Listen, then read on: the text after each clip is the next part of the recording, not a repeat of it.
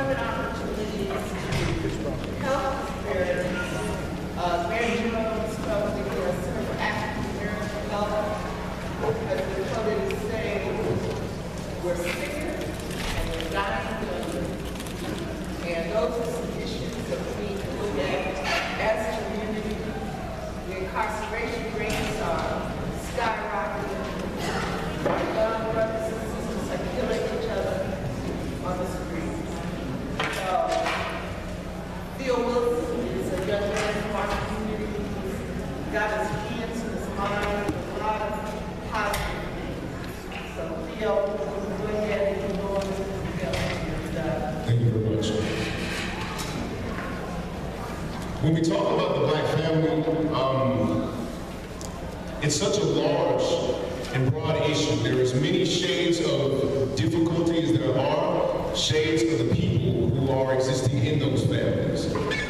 And what brings to my mind is the scene that I saw yesterday outside at the Holly Center on 33rd and Holly. And I saw a community of young brothers who, because of the breakdown of the black family, they were each other's family. In that lack, they found each other. We call this the code of the streets, whatever you want to describe it as. It is as old as time immemorial. Young men gathering together to defend their territory. We just happen to label them gangsters. This is what I saw. And when we are discussing the issues that we are having, we understand that nothing happens in a vacuum. We understand that the hand of the past writes the present and writes the future. And it's easy for us to sit here and talk about how much ground that we've lost because we're dealing in a zero-sum game. And we never even question why are we on this ground in the first place. And that in order for us to lose ground, someone else took that ground. We didn't just fall away by happenstance. And so, of course, I'm going to take this back to our beginnings as amassed people in this country. They say that the day of emancipation was the greatest disaster of mental health that this nation has ever seen. How do you tell people who have been treated as chattel for the last 250 years to raise healthy families? Nobody said, here African Americans are some therapists for you. Now go ahead and act correctly. And so through the advent of the Jim Crow era, we saw that there actually was a reconstruction of the black family. And many of you in here actually remember that era, where it took the village to raise a child, right? And that you couldn't do anything in that community without having your little tail tagged by every adult on that block before you got home and had to deal with your own parents. And it's also easy to point the finger at black males not being in the household. But how many of you read the book, The New Jim Crow by Michelle Alexander? So many of you who read in that book saw that, in fact, how can a black male be in the home when, number one, the economy pancaked, those manufacturing jobs were purposefully outsourced to China and India to purposefully cripple the black community who was making so many gains at the beginning of the 1970s. There's always been an undercurrent of drug culture in the community ever since. Why? Because it's a survivalist behavior. And so when those jobs were taken, the underculture became the overculture. And the punitive measures given to took those black men from being incarcerated for no more than 1 year for possession to 10 and 20 and 30 years. This is what took the black men out of the house. And if you don't acknowledge that, then you're going to constantly look at yourself and say, I'm talking to my friends who are in the streets right now, brothers like Lamunda Sayers, who's recently become a good friend of mine, who has a constituency of brothers who don't feel like they're being represented up here. Because they are the streets. There are brothers who have been left behind, and no matter what we try to say, the measures that we're trying to take to improve the circumstances are not including them. What do we do about that? And so, when we address something as private as family, it's hard enough to take care of our own families. It's hard enough to implement something that will actually be long-term systemic and effective, taking care of the generations to come from our own households. And speaking of this burning house thing, it's time that we acknowledge some obvious truths. And I'm going to wrap it up with this, and I'm going to pass around this microphone. You will never learn to fly by studying how things fall. When we're looking at losing ground, our focus is being drawn to the things that are not working. And so as we address these solutions that all of my panelists have been prompted to come up with, rather than looking at what is wrong, let's try to figure out what we used to do better than what we're doing now, and build on the successes that we have. Black Americans do not give ourselves the credit for even surviving this long. In the face of a European imperialism that vaporized other peoples of color, we are still here. Let us give ourselves a credit for that. The language of criticism has been so pervasive because we have been criticized. We don't know how to stand up and give ourselves the love that we deserve. So let's start today by being the family that we know that we're supposed to be. And so these panelists can introduce themselves better than I can. They know themselves better than I know them. Let's start off to the side. Go on, hand it. I just want to hand this off to my elder right here.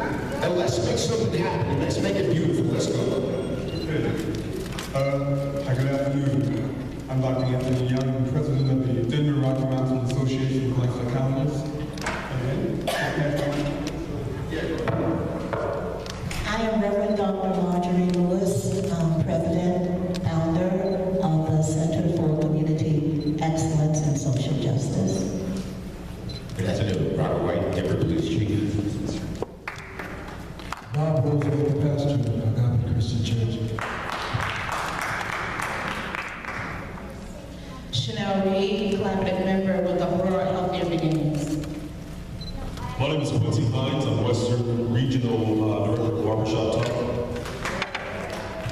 Good afternoon. My name is Maya Wheeler. I'm a community outreach liaison for 4th Street Compassionate Care Center and a candidate for Aurora City Council Advisory. Good afternoon. I'm Christine Honor. I'm the Executive Director of the Colorado Criminal Justice Reform Coalition.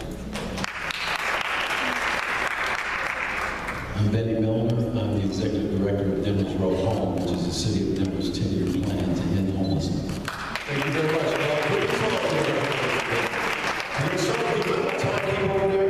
We're going to try to be as timely as we can simply because we lost time. Please introduce the solutions that you were prompted to give with the attitude of let's build on what has already worked for the black community. I want to have you start down there on the edge and we'll pass it down this way. Please keep time. Thank you. 2 minutes per person. Thank you. 2 minutes. If we can't, we understand we're flexible, but we actually have a schedule to keep. All right.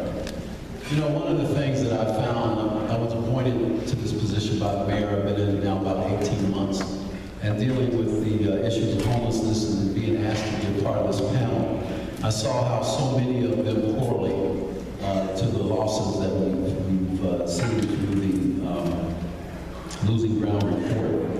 You know, and the correlation is strong because homelessness is a lagging indicator. When the recessions hit and we see all the economic decline, foreclosures come, and then homelessness comes after that because of the loss of employment, because of the high cost of housing and the like. And so with our community, this is what's impacting our families. And as I am sat through the DPS candidate reviews this morning and the first panel, and even the beginning of this one. You know, at 3 times we've talked about the family and some lapses and all of these types of things, but we really haven't put the label on it. And you know, I think that in this whole conversation of losing ground, what we've really done is that we've ceded our moral authority, both in our community and also within our families. And so one of the most important things for us to do is to, first of all, reclaim that. Theo talked a little about how we talk about loss and not gain.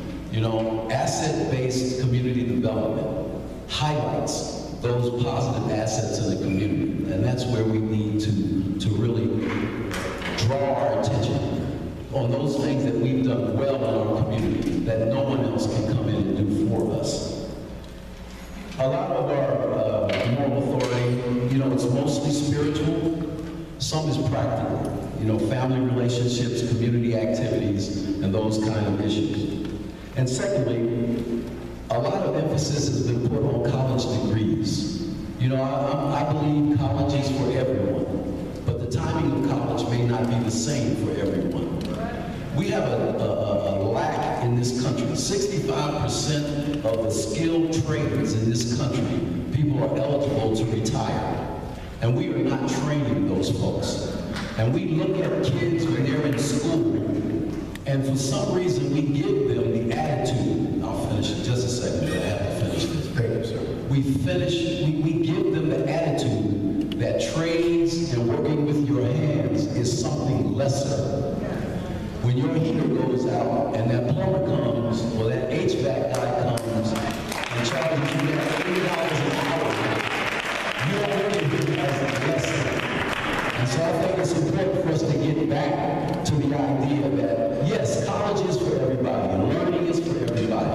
But a lot of kids, and I look at my own son because I pushed him toward that, working with your hands is honorable. And we have to get back to allowing kids to do that.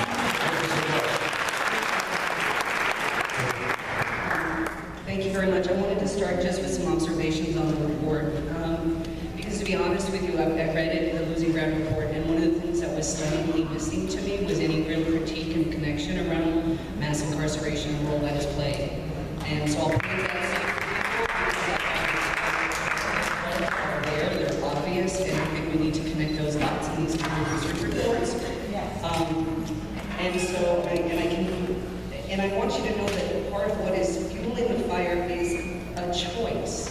We made a choice to incarcerate more people than any other nation in the world. That isn't something that so what I want to offer for us is a couple of things to think about, because the level of overuse of incarceration and the role of the criminal justice system is at epidemic levels. And so I want to use that language because I think it speaks to our dis-ease in our communities and the fact that we have not found the right solutions. So speaking to Dr. Bailey's first point as to the cultural quality of conversation, I want a new definition of public safety, because public safety is not a system. It is a byproduct of healthy families, strong schools, abundance of opportunities, community-based services that can help effectively intervene when people in our community are in crisis. I don't deny crime. I don't act like I'm going to get done. I don't deny crime and the problems of it. We just need solutions that work better. And public safety isn't delivered by police, prosecutors, and correctional institutions. It is a responsibility for all of us in the community to play a role. So I'll speak to the institution. So those are the cultural pieces. I think we need to change our attitude and our definitions and our engagement in this, and we need to do it in slightly different ways. And I mean no disrespect to the law enforcement community, but they cannot deliver it. It is bigger than what they are able to do. So institutionally, I want to talk about every community developing a blueprint for public health opportunity and safety. Thank you. Sorry. No, one more minute. Yeah, I got you. All right, so the concept, the way we get there is a concept called justice reinvestment, where we intentionally take funding out of corrections at the state and local level and invest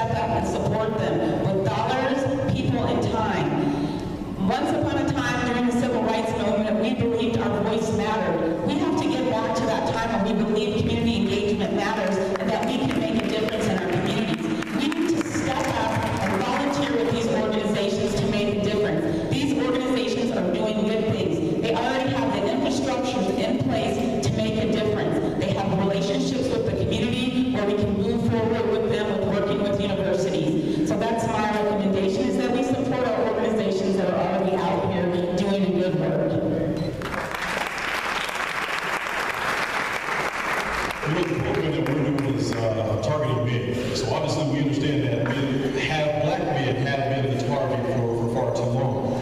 Although Barbershop Talk does not necessarily target the black men, we are trying to address all issues. You know, if we get white men, Hispanic men, Asian men, all types of men in one room to talk about some of the issues that they see, that they deal with, and solutions that they can see, you know, in terms of resolving some issues, then that's what we want to deal with. The reality is, like last night, the reality is that so many people are struggling. You understand what I'm saying? People are hungry. And then, of course, when they're hungry, what do you think they do?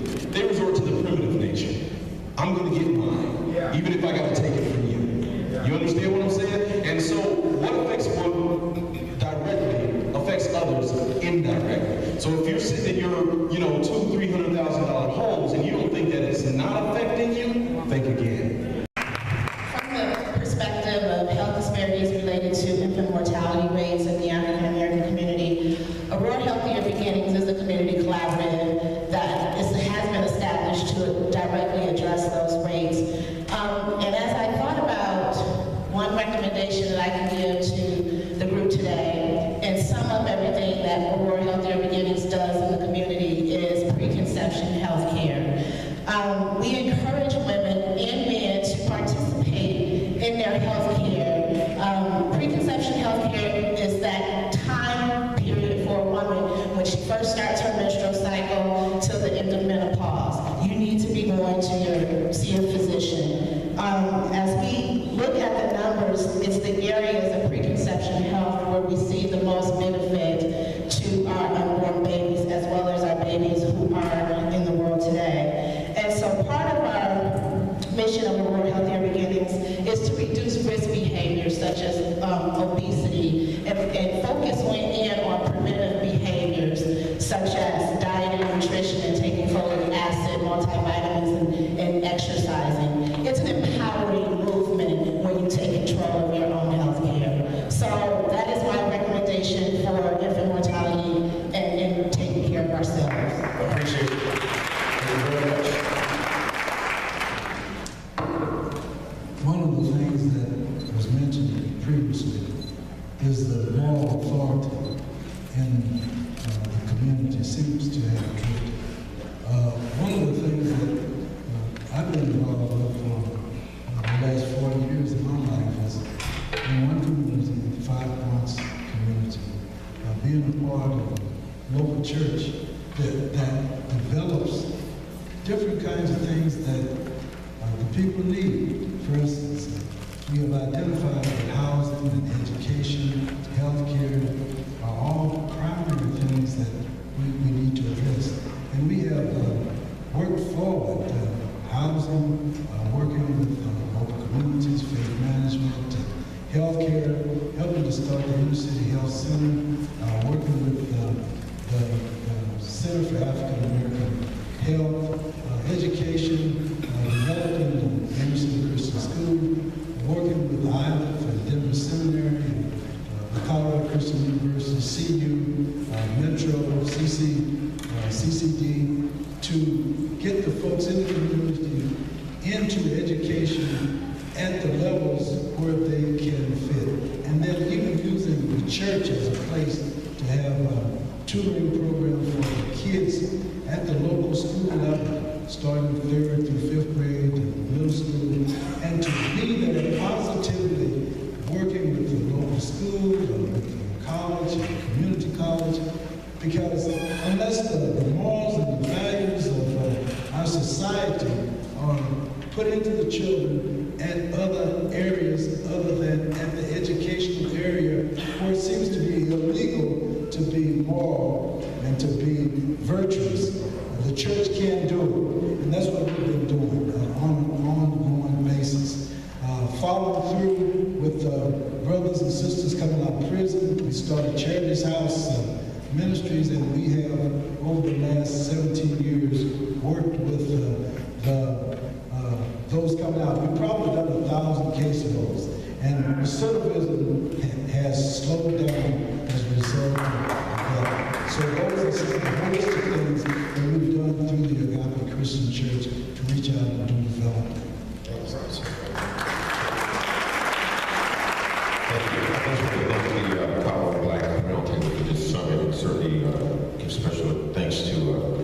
Chair and Regis and Gloria for your leadership as abolitionist. And secondly, since I'm the only person up here with the taser, my 2 minutes can become 3 minutes.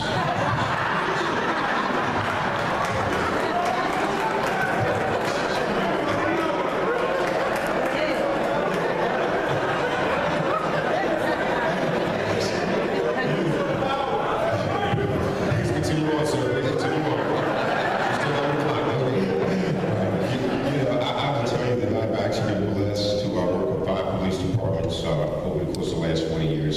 And every agency I've worked in the Black community, I've heard 2 themes that are reactive versus proactive. And I understand the importance of them, but we really need to change the tone of them. I can't tell you the number of conversations I've been involved in when they talked about alternatives to incarceration, meaning you've been locked up, but what can we do to keep you from getting into the jail and give you other alternatives? I can't tell you the number of conversations I've had, and particularly in the Black community, about cocaine versus crack.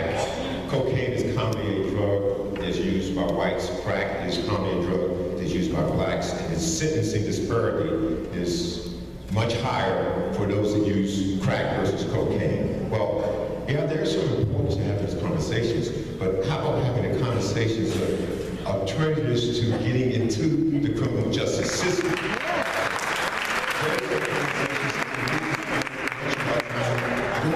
I, like many of you and many in this community, was raised by a single mother in the heart of the ghetto in Washington, D.C.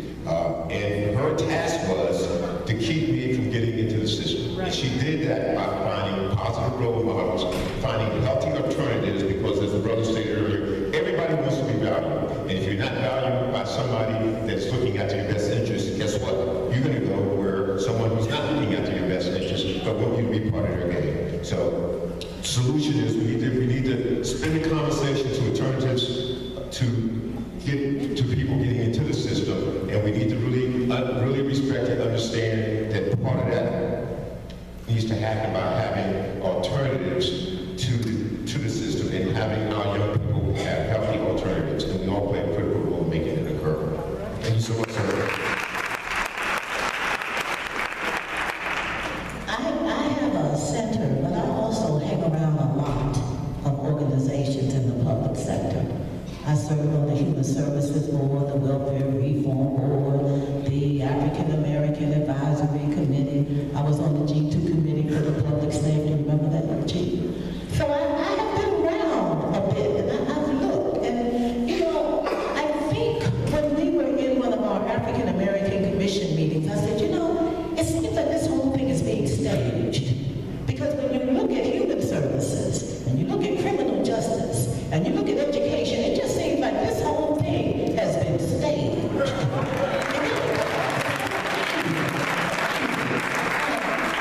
I've been on the Human Services Board for the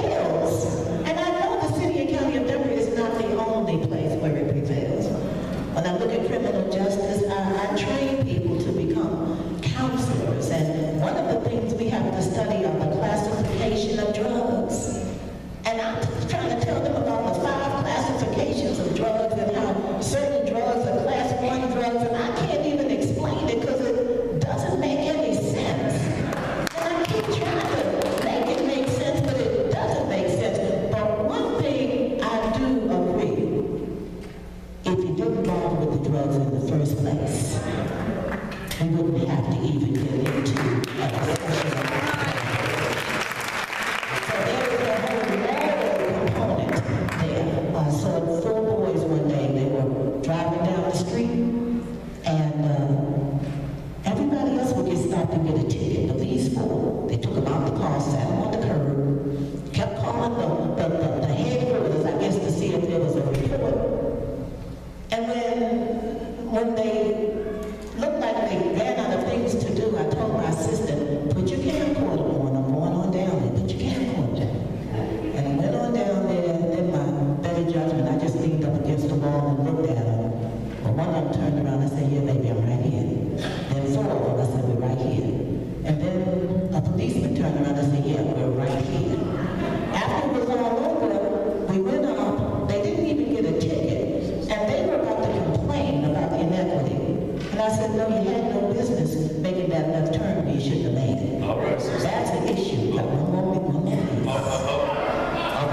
We have to stay sharp on it. I don't want to step on nobody's toes. I'm sorry if I stepped on anybody's toes. I don't mean no disrespect. I'm just trying to keep some order. That's all I'm saying. Okay. All right? I'm trying to respect my elders out here, but I just want to keep pushing. That's all.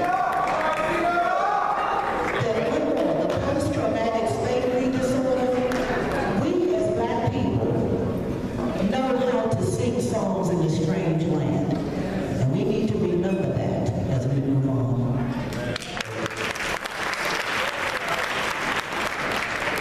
Okay, I'll be very quick. I have 12 recommendations. And incarceration rates. I'll be very quick. First of all, let me say that as a people, we have a history of beating the odds against the odds, giving the will. We don't supposed to be here today having this conversation because some people had this plan in their mind years ago that we were just going to simply stay enslaved. We don't supposed to be having this conversation, but we are because we have the will to not just regain ground, but to actually reach higher ground and create new ground. So, my recommendation, basically what I have is gleaned from about 36 years of experience working in prisons, working in mental health centers, at the state hospital, and in the communities of Denver and Colorado Springs. So I'll be very quick. First of all, let me say we have 2 institutions that we have always had control of. And I'm talking about solutions, not problems necessarily. That's the black family and the black church. Those 2 institutions we have total control over, and unfortunately, many faith-based organizations have empty buildings 4 or 5 days a week. We can use those same institutions to create after-school programs, life skill programs. It's one thing to deal with our policy issues at the state and federal level. What I'm talking about does not cost 1 penny. We have enough skills among fraternities, sororities, and many other civic organizations to use those skills in after-school programs, in churches, in schools, which are also closed in the evening. So when we talk about how to create better mental health for our kids, it's about life skills, teaching them some healthy alternatives, not necessarily being always reactive, but actually being proactive. We have to take the lead in teaching our kids how to survive and how to cope with institutional racism, how to deal with having better employment skills, etc. We have to do this. We cannot wait for the government to come across to do these things for us, but we must do for ourselves. Second, we need to destigmatize mental health, mental illness.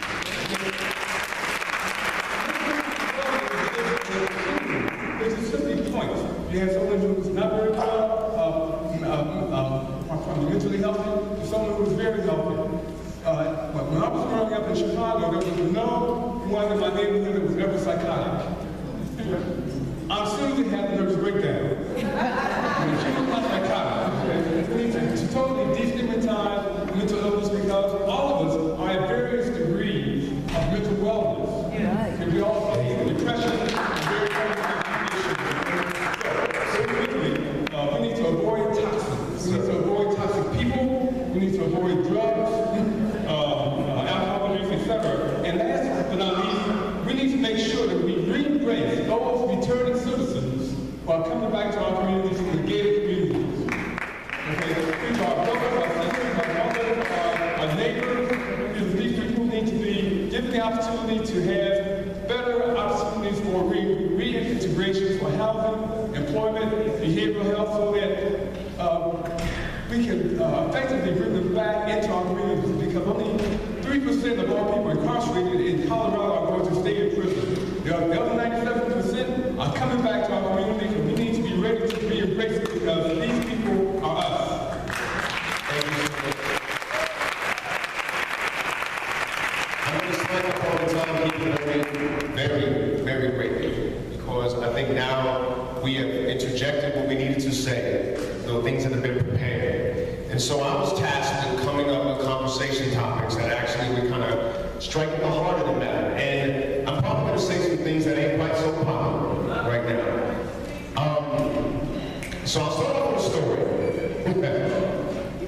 A week before the assassination of Dr. Martin Luther King, the actor Harry Belafonte was at Dr. King's house, and he saw that Dr. King was very distressed. And this came out in an interview that he had with Louis Farrakhan not too long ago. And he said, Dr. King, why are you so upset? And Dr. King, a week before he was killed, told Harry Belafonte, I can't escape the feeling that I am integrating my people into a burning house. A week later, Dr. King was killed. I cannot help but notice the trend that in my lifetime, I'm an 80s baby, I was born in the 80s, I cannot help the trend but noticing that the things that we're talking about losing ground happen within the era of integration, not segregation. I also noticed a trend that when I looked at the struggles of our ancestors, the talk was not about integration, but desegregation. And that distinction has never been drawn, because segregation is simply using your resources to deprive other people of their resources. We simply wanted that to be removed. However, those who had actually been raised in segregation, like the grandmother of my brother Quincy Shannon right here, who's an acclaimed author, said that the best schools that she ever attended to was when the only teacher that she was around were the ones who looked like her. And isn't that interesting that that's what we're arguing for right now?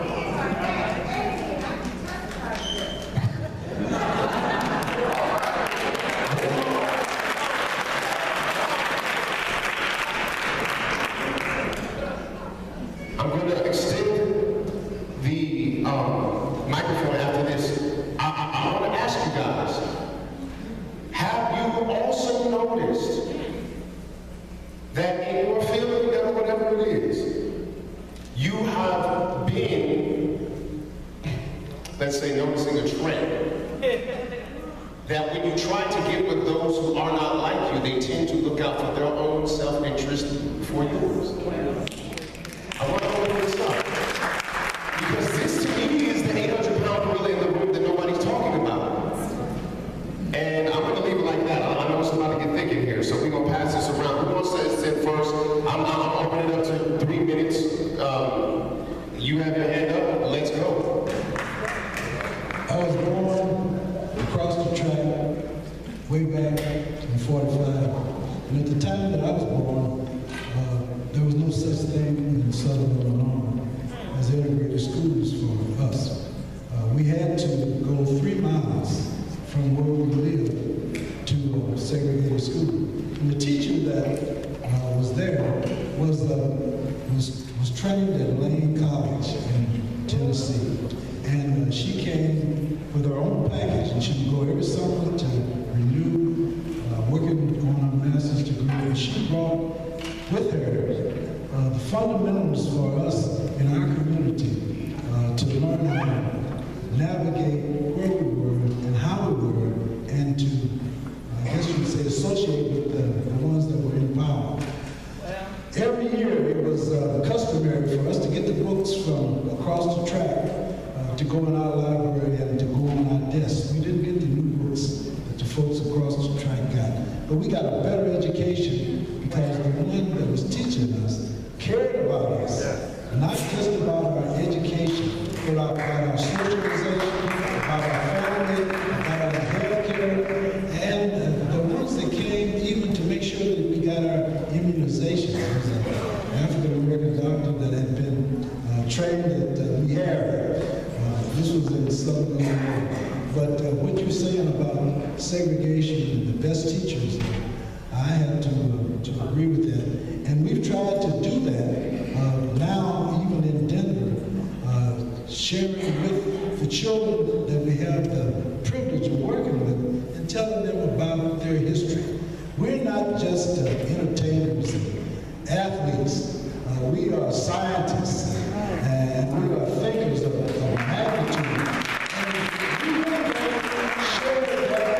And if you get a Black History class, it's not shared in that kind of depth. But at the church, we can teach in other ways than what happens in the schools, in the universities. And so over the last 40 years, we've attempted to do that. And we own more land. We raise more livestock, segregation than we tend to do now, even though we have more education and more degrees and more positions. That's a very interesting trend. I would like to give a round of applause. So I have to trust my elders' perspective. Quincy, I saw your hand up directly afterwards, and then we're going to open it up actually to some community questions. Unfortunately, we're short on time, so thank you so much, Mr. Hines. You know what, I actually have seen the trend, and I want to focus on this for a second, because the problem is that we don't understand what Black beauty is. You understand what I'm saying? I know Madam C.J. Walker was a wonderful woman, right, and in terms of the perm and weave and all that kind of stuff. But we've got to start teaching our Black kids that Black is beautiful. Wearing your natural is beautiful. Being who you are is beautiful. I hate the fact that a school is telling a child because she's got locks in her hair that she needs to cut her hair. I am sick and tired of each and every time we walk into a place. We cannot be ourselves. We can't walk with a beard, but everybody else can. We can't be who we need to be, but we need to look like everybody else. You understand what I'm saying? Black is beautiful. Black is the most beautiful thing I have ever known.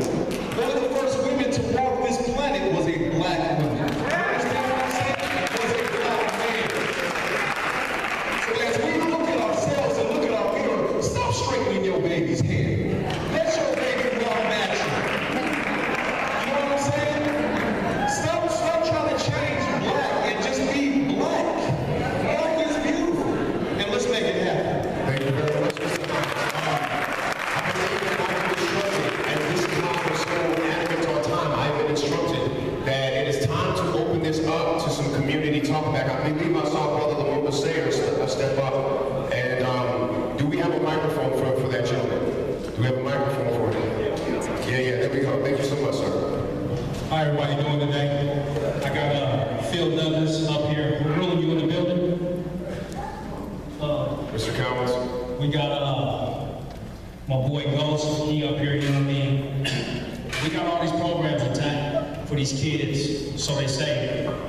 But none of these programs is really reaching out to these OGs in these communities, these people that these kids look up to. You know what I mean? We got all these programs ran by these people who ain't never been in the jungle, ain't never been in the struggle. You know what I'm saying? All I'm asking is for help. I don't have a nonprofit organization. I got about 40 success stories. Phil Douglas here, he works here at Maine High School. We got a chess club that he does, a class that he teaches for his kids. Not only in this classroom, but around in other different schools. I don't have the funds that it takes to help these people, but I feel like my number's written on the prison door because everybody that's called me has gotten a job. And I'm doing this just by the grace of God, you know what I mean? God is the leader in my life.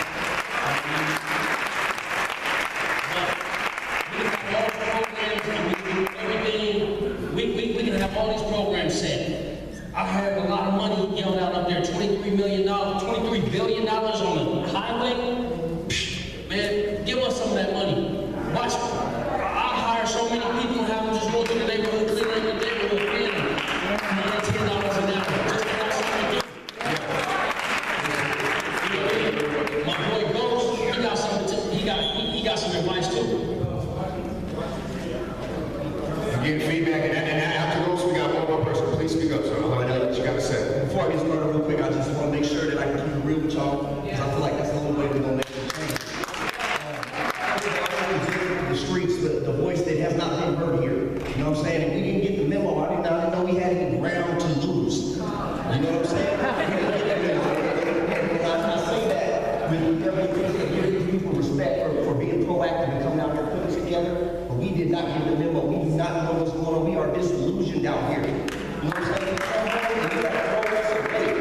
if you follow what I'm saying. These babies are not going to listen to these people, man, and it's no disrespect to you guys.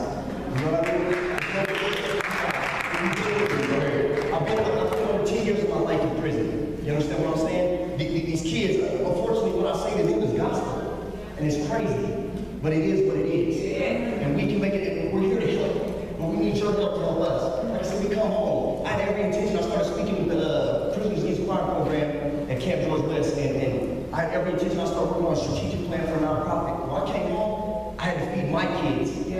I had to feed my kids first and foremost. So it's lost in the shuffle, man. But we're out here, you know what I mean? And as leaders of the community, man, real leaders, I've led men and women. You know what I mean? Real leaders respect and they see what people are capable of. And you use them for what they're good for. You want to affect the change? Employ Ronald G. has been out here in the street for over 30 years. It doesn't have to live. Because these babies are going to listen to him. That's what we need. We need your guys' help to help these kids, man. We're out here, man. We are out here, man. And some of us want to help. Thank you. We need your guys' help, man. Thank you so much.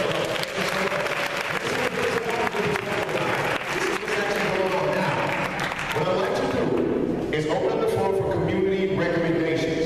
Do we have any community recommendations that actually were ground up? This is only the beginning, by the way. Let's go. We only have actually 5 minutes tops. This is it. This is it. I'm gonna keep this real short. My name is Chairman Sept. I'm with the Black Star Action Movement for Self-Defense. You will see me Monday, Wednesday, Friday, Saturday, Sunday at City Council. On Channel 8, we made over 100 presentations for the last 3 years. We're just the people who showed up to find out what's up. So let's talk about what's real. We need a plan. And what has happened is that our organization represents poor, working poor, and homeless people, and poor and working people, and homeless people have come up with a plan called the 5 Points Metropolitan Plan.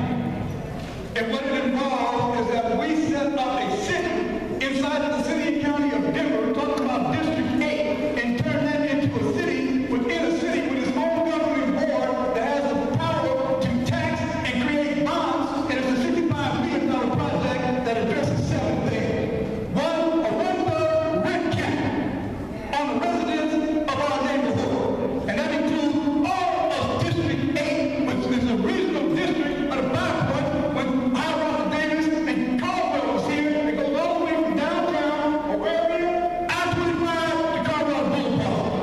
You want to come and take my neighborhood? We'll take the whole district back. For real. Now, the second thing is that there's a job training and we don't pay for that $65 million. Another thing is that there's going to be universal broadband for the entire district so you can open up your Y2K and all that into the corner. So what we're doing is asking the Colorado Roundtable to take this proposal, create an all-African united front for the total unification and liberation of our neighborhood under one organization. Thank you so much. Ladies and gentlemen, we have actually unfortunately reached our time for this discussion. However, it's not over. Number one, we involve the streets. And I told some gentlemen yesterday in Holland, we ain't going nowhere without the streets.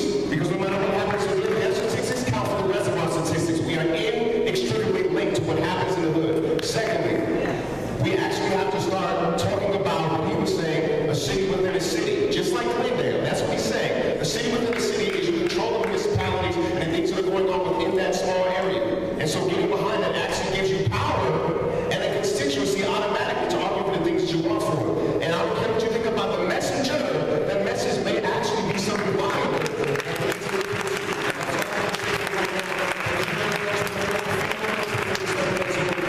It's going